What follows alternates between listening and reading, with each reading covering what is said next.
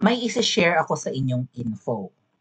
Ngayon, it's up to the people na pwedeng sangkot dito kung i-deny nyo to or hindi. Actually, pinost ni Miss Sas, mga tatuya. Oh, hindi lang pala, pero i-elaborate ko sa inyo ha, ang ganap. Pinost ni Sas na what Filipinos don't know is that before the birthday of Inday Sara, she experienced an assassination. Kailan pinanganak ang pangalawang Pangulo? She was born on May 31st. So, 46 years old na yata si VP Sara. Mas matanda siya sa akin ng 40 kasi 6 lang ako. Nene pa ako. But seriously, bago siya mag-birthday, pinagbalakang gurgurin si VP Sara. Pakinggan natin yung video na nagbiro lang si VP Sara. Ito pala ay seryoso. Kinonfirm ni Sas few days ago. Binalak talagang patayin ang pangalawang Pangulo. Hindi nga lang nag-succeed, okay? I'm gonna play you the video from Kuya Ibi. Pakinggan nyo to ha. And pabiro kasing ginawa ni VP Sara eh. Ginamit pa niya yung term ni Binibining Maharlika na gurgur. Gurgur is gilitan ng leeg, putulan ng leeg, putulan ng ulo, gigilitan. Gurgur is ginagulgul ko no. Oh, pakinggan niyo to. Nagpaliwanag si Vice President Sara Duterte tungkol sa isang video kung saan sinabi nito na sinubukan umano siyang i-gurgur o saksakin, subalit hindi umano sila nagtagumpay. Sa isang panayang kahapon sa Vice Presidente sa Cagayan de Oro City, natanong ng media kung ano ang kanyang ibig sabihin sa nasabing video, kung saan itinuro nito ang sugat sa kanyang leeg. Hindi naman nagbigay ng partikular na pangalan si VP Sara kung sino ang tinutukoy niya sa video. Hindi naman na siguro kailangan i-interpret yun, very straightforward yun. Tinanong ako kung ano yung sugat na nasa leeg ko at sinabi ko na sinubukan nila ako igurgur pero hindi sila nagtagumpay. Sino ba yun sila, VP? Silang lahat. Oh, sinubukan siyang patayin pero hindi sila nagtagumpay. May sugat si VP Sara sa leeg, di ba? Nasa medyo gilid. Sabi ko nga, kung operation na yun ng kanyang goiter or ng kanyang mga thyroid problems, baka dito yung sa gitna. Hindi ko lang sure. Pero yun nga, pinagbalakan pa lang patayin si VP Sara, hindi lang natuloy. Hindi ko alam kung anong nangyari. Malamang sinaksak to. My God, dito. May kaibigan kaming nasaksak dito mga tatkuya, sumirit ang dugo, ang taas. Leeg eh. Pag may tinamaan dyan sigurong artery or whatever, sirit ang dugo. Ang taas ng talsik, pasintabi sa kumakain. Ang taas ng talsik ng dugo niya sa crime scene. Nag-struggle yung kaibigan namin, gumapang, kumbaga lumayo, tumakas, lahat ng madaanan niya, kalat ang dugo ng sinaksak din eh. So, kung akong tatanungin nyo, based from doon sa pabiro ni VP Sarang video na sinubukan siyang gurgurin, yun pala, sabi niya, very straightforward naman.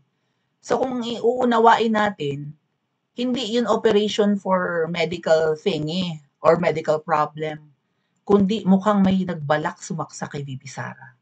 Siguro lumaban siya, nasugatan, mababaw lang. I don't know, baka nakonsensya rin yung mamamatay tao. Ganda-ganda pa naman ni VP Sara, tapos gaganon. Malay nyo, may mga ganon, di ba, nakonsensya, kakaawa naman. Or maybe nakatakas. Or baka mamaya ang nangyari, may nanaksak kay VP Sara, may ibang tao, kaya siguro siya lumaban, baka napatay din ang nagbalak pumatay sa kanya. Diba? Kung hindi man napatay, nakulong, hindi lang binabalita ng media. Baka nahuli. Right? Tumahimik ang pangalawang Pangulo. Pero ang sabi nga ni Miss Sas, bago ang birthday ni VP Sara, pinagbalakan siyang i-assassinate. O yung video na yun ay before May ng nakaraang taon yata. Oh, hindi raw natin alam, pinagbalakang patayin. Now, ito ang share ko sa inyo. May nakarating din sa amin na yung si Attorney Zalaika Lopez. balak ding gurgurin. Bakit? Pero ganito kasi yung nangyari daw dyan sa sa lower house. Base sa kwento at ito hindi ko kwento base sa kwento ni VP Sara nung Saturday ng madaling araw after ng EDSA Friday namin, at base rin sa narration ni Attorney Zulaika Lopez nung nag-hysterical na siya. Pinasok yung room niya, ang lock nasa labas, so pag nabuksan yun, makakapasok. Ang ginawa nila, hinarangan nila ng higaan. Siguro may double-decker na higaan doon or whatever. Hinarangan nila. So, hindi rin makapasok, di ba? Or maybe, ganun nga, kung may hawakan sa loob, na ano nila, na iharang nila sa higaan, kaya hindi rin mahila, papalabas yung pinto. Pero sinubukan silang pasukin ng mga tao dyan, baka nga mga pulis yung iba. Nakuha yung dalawang cellphone ni Attorney Zulaika Lopez at cellphone ng Nicole, yung assistant yata. Mabuti hindi nakuha yung laptop. Inano ni VP Sara, pinagbantaan niyo yung mga nanguha ng cellphone, pag hindi niyo yan binalik, kakasuhan namin kayo ng robbery. At sabi ni VP Sara, hindi lang basta robbery yung nangyari doon. Homicide. Ang pagkakaalam ko sa homicide, mga kuya, balak patayin si Attorney Zulaika Lopez doon pa lang sa lower house. Hindi ko alam kung paano siya papatayin. Baka lasunin, turukan ng kung ano man, painumin, igas, pausukan doon hanggang sa mamatay or what. Balak talaga siyang patayin. Ngayon, hindi nag-succeed na doon si VP Sara na agapan. At ayaw nila magstay si VP Sara doon bilang protection ni Attorney Zulaika Lopez. Binalak siyang dalhin sa Women's Correctional. Sa Women's Correctional, kulungan na yun ng mga kriminal na babae. Baka doon masaksak, mabugbog, mapatay, kung ano man ang magawa. Diba? Although masisisi, mapuputukan din ng mga buhayang kongresista sa nangyari or sa mangyayari. Pero at least, ang may justify kasi criminal naman talaga yung mga nasa Women's Correctional. Ang intention lang naman namin ay, di ba, walang mangyaring masama dito kay Sara kasi nandito siya sa loob ng Batasan Complex Nag-aalala kami sa seguridad, kaya lang naman namin ipapadala doon si Zulaika Lopez sa Women's Correctional para hindi na doon sumunod si Sara, uuwi na lang si Sara. Kaya lang, di ba, hindi naman natin mapigilan. Ay maraming kriminal doon, ay siguro maraming galit kay Zulaika Lopez, maraming galit sa mga Duterte, nagurgur si Zulaika Lopez. Kung nag-succeed silang dalhin sa Women's Correctional, kaso mo na ospital, ang mga tarantado gusto pa nilang dalhin sa veterans. Ngayon, nandiyan ang mga kababayan natin, nag-gather, mga kapwa Pilipino natin, nag-iipon-ipon dyan kasi nandiyan si VP Sara sa Veterans Memorial Medical Center, nandiyan pa rin si Attorney Zulaika Lopez hanggang bukas yata, kasi bukas magre-resume na naman ang kanilang Quadcom hearing. Diba? Binabantayan. Magbantay po kayo mga kababayan, makakapanood dito, magbantay kayo dyan. Kung nandito kayo sa Pilipinas, nandyan din ang EDSA Friday Group, hindi lang alam ng marami, nandyan ang mga miyembro ng EDSA Friday Group. No? Wala lang sila mga dala, mga pa-placard, mga tarpaulin, hindi naman sila na-identify, wala nga silang leader, puro sila members. Nandyan po, sumasaglit dyan, no? Nakikiisa ang ilang miyembro ng EDSA Friday Group, hindi lang talaga silang papakilala. Alright? So, try ko din pumunta sa veterans. Hanggang bukas pa naman yata sila dyan. No? Lunes na bukas, magre-resume na ang hearing. Baka dumagsa din sa Batasang Pambansa ang mga kababayan natin doon mag-rally. Diba? Kalampagin yung lower house na yan. Yung House of Representatives. Nasa labas yan na naman ang ating mga kapatid. Even mga vloggers. Okay? So, bakit nila balak kurgurin? At saka tuwing lumalabas ng si VP Sara sa veterans, even sa St. Luke's, ang dami nag-aalala, baka bangbangin yan. Kasi balak talagang patayin si VP Sara. Kung hindi man siya mapaslang, lalo ngayon isiniwalat ni VP Sara, di ba? Baka yung isiniwalat ni VP Sara nung nagtanong ako sa press con, na huwag kang mag-alala ma'am, ang sagot niya sa akin, huwag kang mag-alala ma'am, pag may nangyari sa akin, pag namatay ako, may inutusan akong taong papatay din sa tatlo. Sa takot siguro nung tatlo, baka nga hindi na nila gurugurin si VP Sara. Change of plans, ma? Mukhang nagbago ang kanilang plano. Baka yung si Attorney Zulaika Lopez ang dapat mamatay. Sabi pa naman ng kaibigan kong psychic, dadanak ang dugo bago matauhan ang taong bayan, bago bumaba sa kakalsadahan, bago mapatalsik ang adik. Dadanak ng dugo. Huwag naman sanang dugo ng mga kapatid natin pumupunta sa mga rally at pagtitipon, huwag naman sanang dugo ni Attorney Zulaika Lopez at dugo ni VP Sara ang dumanak. Sana dugo nila, deserve nila yon. Mga hayop sila, mga demonyo sila. Mga salot sila sa bansa natin. Sila, dugo nila ang dapat dumanak, hindi dugo natin. Okay? Demonyo ang kaaway natin, hindi na pwede dito ang diba-debating gusto ni Enrile. Or ang gusto ni Senator Bongo na peace talks. Or mag-unite ulit, mag-reconcile ulit. Hindi na mangyayari ang gusto mong mangyari, Senator Bongo, but parang ang lampa-lampa mo.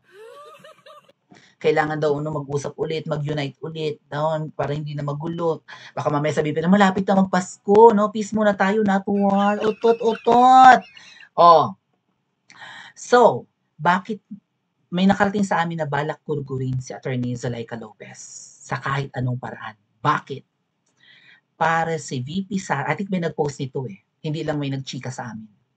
Totoo ba na kapag nagurgur daw si Attorney Zulaika Lopez ay palalabasin yung masisiraan ng bait si VP Sara para ma-impeach ninyo, mga demonyo?